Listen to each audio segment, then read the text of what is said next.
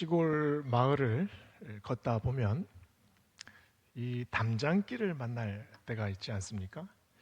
그 담장길이 이게 흙담장으로 만든 데도 있고 이렇게 그 붉은 벽돌로 만든 담장도 있고, 또 제주도 가면은 그 까만 현무암 돌을 이렇게 쌓아서 담장을 만들어 놨어요. 그 길을 걷다가 그 한옥은 이 담장이 야트막하지 않습니까? 그 담장 너머로 이렇게 올려다는 풍경이 참 마음을 평화롭게 해요. 저쪽 담장 구석에 메주가 익어가는 장독대가 있지요.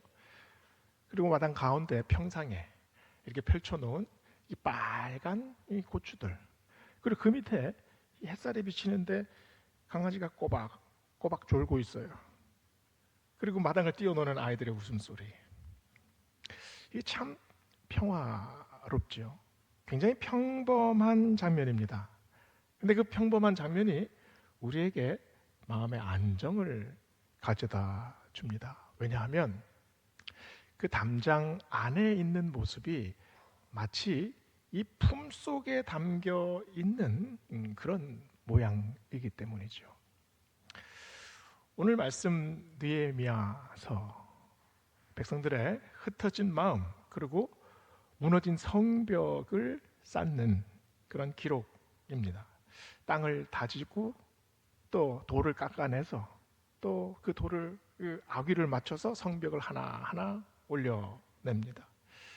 이 문짝이 서 있는 자리에 기둥을 세우고 그 위에 또 성루를 올려요. 그래서 성벽을 쌓는 일은 절대 몇 사람의 힘으로는 되지 않습니다. 온 백성들이 함께 모여서 한 마음이 돼서 함께 일해야 되죠. 그래서 성벽은 돌과 돌이 연결되잖아요. 그 안에 또 자갈과 흙이 그 틈을 메꾸지 않습니까? 성벽을 쌓는 일은 그래서 온 사람들이 손을 잡고 함께 동참해야 하는 일입니다. 오늘 말씀은 이 이스라엘 도성의 성벽이 완성된 이후의 장면을 보여줍니다. 다 무너진 도성이었죠. 완전히 파괴된 도시였습니다. 그 예루살렘에 포로로 끌려갔던 사람들이 다시 귀환합니다. 그래서 창을 들고 또 삽을 들고 느헤미야서를 보면 그 성을 올리기 시작해요. 그 성이 드디어 완공이 됐습니다. 이게 얼마나 기쁩니까? 근데 오늘 말씀을 가만히 보면 이 백성들이 어디로 모입니까? 누가 모이라고 얘기를 하지 않았어요. 성벽이 완공된 이후에 준공식을 하기 전에 백성들이 자발적으로 한 곳에 점점 모여듭니다. 1절, 2절을 보면 모든 백성이 일제히 수문 앞 광장에 모였고, 그 광장에 어떤 사람들입니까? 남자나 여자나 알아들을 만한 모든 사람들이 모였어요. 예루살렘 성 안에는 성문이 굉장히 많이 있습니다.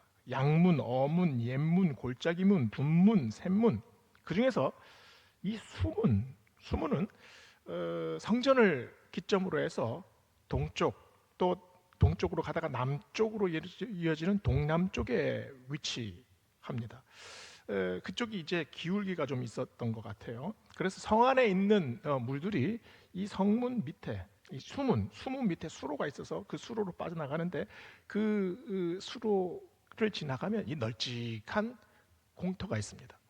그 공터 옆에 기혼샘이 또 있었어요. 기혼샘을 지나면 기드론 골짜기로 그 물이 이렇게 흘러가게 됩니다. 성벽이 완공되기 전에 이 성문들이 얼마나 그 폐허가 됐었는지 아주 기가 막혔습니다. 느헤미야가 처음에 예루살렘에 왔을 때 그 일주일 동안 아무 일도 하지 않다가 이 성문을 그 예루살렘 도성을 보려고 이렇게 나귀를 타고 이렇게 그 성벽을 돌아요. 성벽이 다 무너졌잖아요. 그 문짝이, 그 성문 대목, 그 성문이 얼마나 큽니까? 이게 활활 불탄 그 숯검댕이, 이 대문 문짝이 삐쭉 솟아 있었고요. 돌더미가 다 쏟아져 가지고 그 안에 잡초가 막 자라고 있었습니다. 그 위를 느헤미야가 나귀를 타고 겨우겨우 이렇게 그 탐방을 하는 모습이 느헤미야 1장에 나와요. 그런데 이렇게 폐허였던 광장이 아주 말끔하게 정리가 됐습니다. 이곳에 백성들이 하나하나 모이죠. 근데 한 사람 두 사람 모이는 게 아닙니다. 이게 인파를 만들어내잖아요. 그래서 마치 사람들의 강줄기를 만들어내요. 에스겔 47장에 보면 에스겔의 환상을 보지 않습니까? 예루살렘 성전의 그 문지방 밑으로 이 물이 흘러나와요. 그 흘러나온 물이 점점 발목을 접습니다. 그리고 무릎까지 차올라요. 그리고 가슴까지 올라가서 나중에는 사람들이 건너지 못한 아주 깊은 강물이 돼서 이게 흘러나오잖아요. 그 흐름을 에스겔 47장에서 어떻게 얘기를 했냐면 이 성전 동쪽으로 흐르다가 남쪽으로 방향을 잡았다 이렇게 얘기를 해요. 그곳이 어디입니까? 그곳이 바로 수문 아닙니까? 아마 에스겔이 본 환상도 그 수문 앞을 통과해서 기혼샘과 그 앞에 있는 광장에 그 물이 아마 가득 찼을 겁니다. 백성들은 하나씩 하나씩 자발적으로 나왔죠. 그 마음이 마치 작은 샘에서 퐁퐁퐁퐁 물이 솟는 것처럼 그 물들이 모여서 졸졸졸졸 시냇물을 만듭니다. 그 시냇물들이 모여서 아주 거대한 강줄기를 만들어내지 않습니까? 그 수문 앞 광장에 모여있는 백성들의 인파, 이게 은혜의 강물 아닙니까? 하나님의 은혜가 발목까지 찼다가 점점 올라와서 무릎을 감싸고 점점 가슴 밖까지 올라와서 온 백성들의 영혼을 잠기게 하는 거대한 은혜의 강물이 되는 모습 같아 보입니다. 이 벅찬 마음, 감격한 마음으로 온 백성들이 광장에 섰습니다. 이 순간을 백성들이 얼마나 기다렸겠습니까? 성벽이 완공되는 그 기간, 숱하게 어려운 일들이 있었습니다. 대적들이 다 죽여버린다고 막 소리쳤죠. 그 속에서 아주 긴장을 가지고 벽돌 하나, 또 흙더미 하나 겨우겨우 해가지고 지금 이 성벽을 완공했습니다. 모두가 한 마음으로 어깨를 두드리고 또 두 손을 같이 잡고 또 얼굴을 보면서 얼마나 기쁘게 웃었겠습니까? 온 세대가, 온 백성이 지금 수문 앞 광장에 모여 있습니다. 이 장면이 뭔가 특별한 사건이 일어난 것이 아니지요. 모여 있는 것 자체로만으로도 굉장한 은혜가 됩니다. 다시 모이는 일, 우리 마음이 따뜻해지고 또 벅차는 일입니다. 함께 예배드렸던 자리, 함께 기도했던 자리, 그리고 함께 눈물 흘렸던 자리, 그 자리를 다시 확인하지요. 신앙과 우리 인생의 추억이 만났을 때 우리는 다시 깊이 교제하게 됩니다. 그게 뭡니까? 그게 성벽 아닙니까? 느헤미야서는 성벽 재건을 기록했습니다. 그러나 동시에 신앙의 재건 그리고 믿음의 회복, 그 기록이 느헤미야서 아닙니까? 백성들이 돌만 쌓았습니까? 믿음의 벽돌을 하나씩 쌓아 올렸습니다. 감사를 쌓았습니다. 그 벽돌 사이에 이 성도들의 교제가 촘촘하게 이어지고 있어요. 성벽이 점점 세워지면서 기도도 세워지고 성문들이 하나씩 세워지면서 그 성문을 통해서 하나님의 은혜, 하나님의 샬롬이 지금 온 백성들에게 이게 지금 바람처럼 다가오고 있습니다. 이게 하나님이 세우신 울타리 아닙니까? 이게 느헤미야서가 말하는 이 성벽의 품 아닙니까? 이 수문 앞 광장에서 이 하나님의 울타리 안에서 백성들이 있을 때 무슨 일이 벌어집니까? 오늘 말씀을 보면 한 세 가지로 구분을 할 수 있습니다. 첫 번째는 이 다시 말씀으로 백성들이 돌아옵니다. 다시 모인 이 백성들이 자발적으로 지금 무엇을 요구하나요?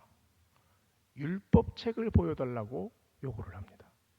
이 백성들은 70년 이상 포로로 끌려갔던 백성들입니다. 그런데 아마 율법책에 있는 줄도 백성들이 모르는 백성들이 훨씬 많았을 겁니다. 근데 이들이 한 목소리로 지금 율법책을 우리에게 읽어달라라고 요구를 해요. 느헤미야서에 나오는 학사 겸 제사장 에스라가 백성들 앞에 섭니다. 그래서 그 율법책을, 이 두루마리를 쫙 펴요. 그 율법서가 아마 그 모세의 오경인 창세기부터 이어지는 그 레위기, 민수기, 신명기까지 이어지는 그 구약 성경이었겠죠. 이 율법서를 쫙 펴자 백성들이 오늘 말씀 5절에 보니까 일제히 일어섰다라는 기록이 있습니다. 말씀 앞에서 지금 경의를 표하는 거죠. 단순한 경의가 아니라 지금 말씀이 살아서 우리에게 오십니다라는 고백입니다. 그 말씀이 지금 우리를 꿰뚫고 우리를 변화시키시리라 믿습니다. 이 고백으로 온 백성들이 일어났어요. 아마 백성들은 출애굽기의 내용을 읽으면서 가슴이 뛰었을 겁니다. 포로되었던 그 애굽에서 이스라엘 백성들을 구출해내신 하나님, 바다를 갈라주신 하나님, 그 사막에서 아무것도 없는 곳에서 하늘을 열어서 메추라기를 내려주신 하나님, 만나를 내려주신 하나님, 반석을 깨뜨려 생수를 맛보게 하신 하나님, 이 모든 것들을 하나씩 들었을 겁니다. 백성들이 그 말씀을 들으면서 어떤 고백을 하고 있습니까? 조상들을 인도하신 하나님, 그 하나님이 지금 나를 인도하고 계십니다.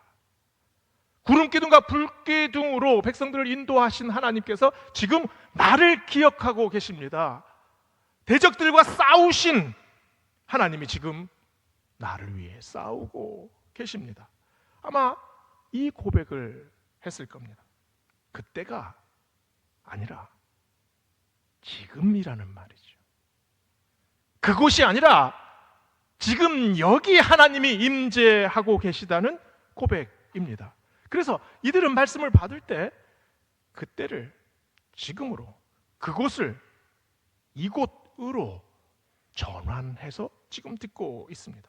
이 장면을 6절에서 이렇게 말하죠. 에스라가 토라를 읽다가 하나님을 송축했어요. 그러자 오늘 찬양대도 아멘 아멘 찬송했잖아요. 백성들도 똑같이 아멘 아멘으로 화답을 합니다. 그 아멘이 무슨 뜻입니까? 하나님, 살아계신 하나님께서 지금 우리를 인도하여 주실 줄 믿습니다. 지금 포로에서 귀환한 우리의 미래를 하나님께서 책임져 주실 줄 믿습니다. 우리는 어디로 흘러가는지 알지 못하지만 하나님께서 이끌어 주실 줄 믿습니다. 지금 이 고백을 하고 있어요. 7절에 보니까 레위인들의 명단이 쭉 나옵니다. 13명의 이름이 대표로 나오는데요, 단순히 13명만 있지는 않았을 겁니다. 레위인들이 아마 총동원해서 에스라가 말씀을 읽을 때 그 수문학 광장에 쫙 도열했을 거예요. 근데 오늘 말씀을 보면 참 재미있는 장면이 나와요. 에스라가 토라를 쫙 읽고 나자 잠시 멈춥니다. 그러자 레위인들 하나하나가 백성들 속으로 들어가요. 그래서 오늘 지금 읽은 토라의 말씀이 무엇인지 하나하나 백성들에게 가르쳐 줍니다. 단순히 가르쳐 주는 것이 아니라 백성들과 대화해요. 이 말씀이 무슨 의미이냐? 왜 여기에 이런 구절이 있느냐? 이 말씀은 지금 우리의 현실과 어떻게 연결되냐? 나의 삶은 지금 말씀 앞에서 어떻게 녹아져야 하냐? 레위인들 하나하나가 들어와서 백성들과 함께 대화하면서 말씀과 삶을 연결시켜 가고 있습니다. 성경 공부를 하고 있잖아요. 또 사경회가 계속 벌어지고 있습니다. 오늘 말씀 18절에 보면, 쭉 읽다 보면 18절에 보면 이 토라를 낭독하고 또 레위인들이 들어가서 말씀을 함께 설명하고 나누는 일을 7일 동안 지속했다고 합니다. 이스라엘 백성들이 정신없이 말씀 속으로 빨려 들어가는 거죠.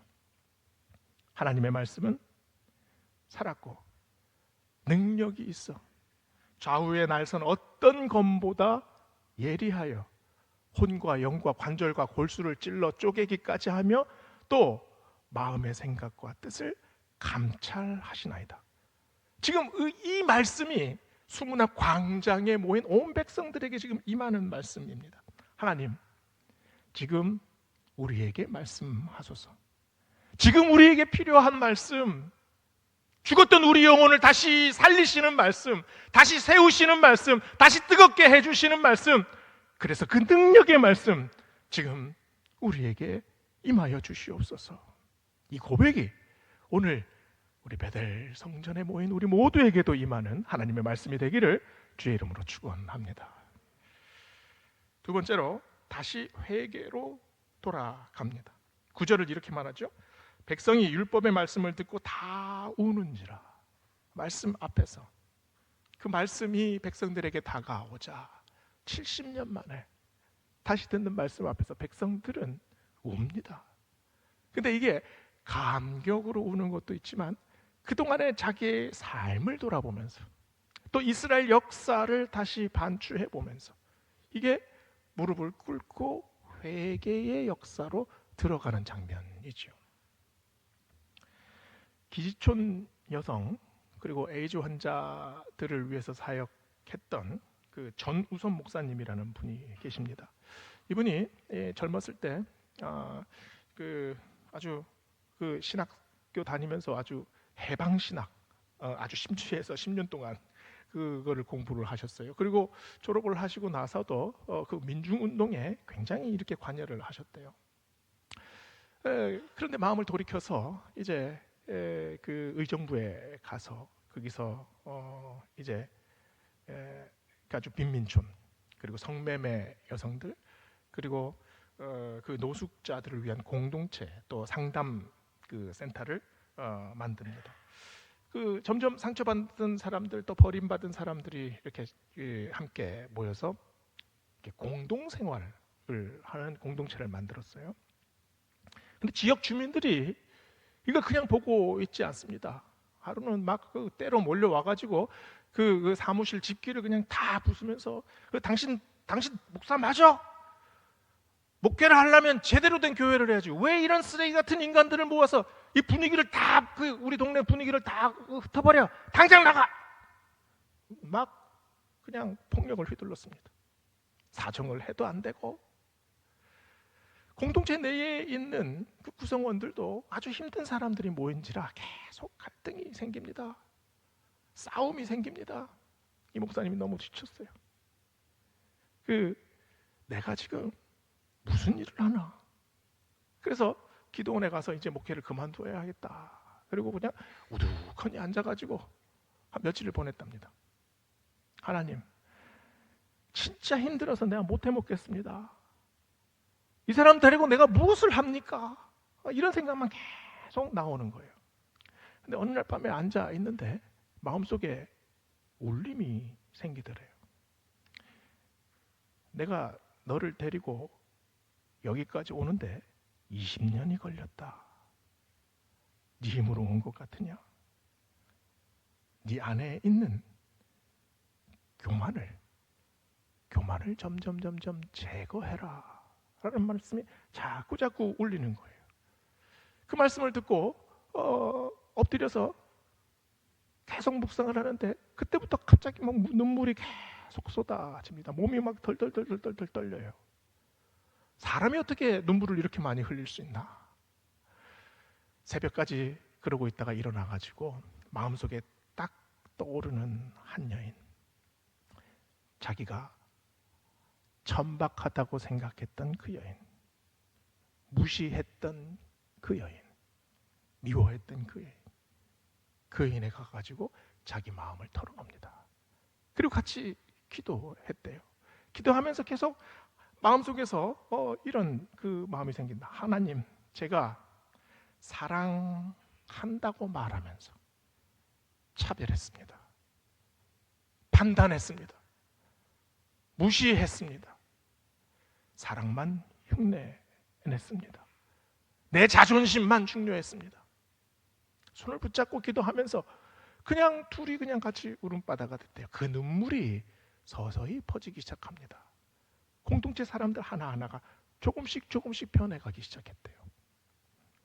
회개는 자백이 아닙니다. 회개는 신비한 하나님의 은혜입니다. 우리의 인생이 한 뼘도 안 되는 이 짧은 시기를 이 땅에서 보내고 있잖아요. 그런데 미워합니다. 그런데 무시합니다. 그런데 배척합니다. 하나님은 회개를 통해서 이런 우리의 마음을 하나하나 어루만지십니다. 느헤미야서를 쭉 읽어보면 느헤미야서의 은혜가 성벽이 완공된 이후부터 막 쏟아집니다. 회개의 사건 앞에서 온 백성들의 마음이 하나가 돼요. 우리에게 필요한 것이 뭡니까? 교회를 세우기 위해서 굉장히 단단한 벽돌들이 필요합니까? 성벽을 막 높이 세우는 것이 중요합니까? 그것이 중요하지 않습니다. 나를 녹이는 은혜, 회개로 인도하는 은혜, 자복하는 은혜, 그리고 눈물의 은혜, 이것이 우리에게 필요하죠. 교회는 땀으로 세워지기보다는 눈물로 세워집니다.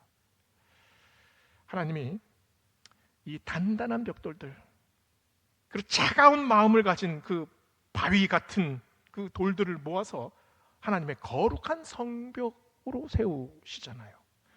그래서 이 돌과 돌이 맞물립니다. 그 차가운 그 돌들이 다시 살아 숨쉬는 여호와의 성벽으로 변하지 않습니까? 그게 뭡니까? 그리스도의 몸으로 변화해야 되는 과정이잖아요. 수많은 그 돌들의 틈새를 그리스도의 피가, 그 피가 우리를 적시십니다. 그리고 차가웠던 그 바위들이 따뜻한 살로 변하잖아요. 연약했던 마음들이 그 안에서 굳건한 뼈로 변화되어집니다. 그래서 교회는 죽은 돌들이 살아나는 기적입니다. 이 성벽이 분리되는 벽이 아니라 우리를 품는 벽이지 않습니까? 오늘 말씀 안에서 이 성벽 안에서 우리에게 하시는 주님의 말씀, 그 주님의 말씀을 듣고 또 느끼고 고백하는 우리가 되기를 축원합니다. 세 번째로 다시 기쁨으로 돌아가요. 10절은 말하죠. 느헤미야가 또 그들에게 이르기를 너희는 가서 살찐 것을 먹고 단 것을 마시되 준비하지 못한 자에게는 나누어 주라. 이날은 우리 주의 성일이니 근심하지 말라. 여호와로 인하여 기뻐하는 것이 너희의 힘이니라. 회복은 언제나 눈물로 시작합니다. 그런데 눈물에서 중단되지 않습니다. 그 눈물 위에 하나님께서 기쁨을 주시지요. 하나님께서 우리에게 하시는 말씀, 오늘은 주의 성일이니 근심하지 말라, 울지 마라. 이제 다시 너희를 웃게 하겠다. 여호와로 기뻐하는 것이 너희의 힘이다.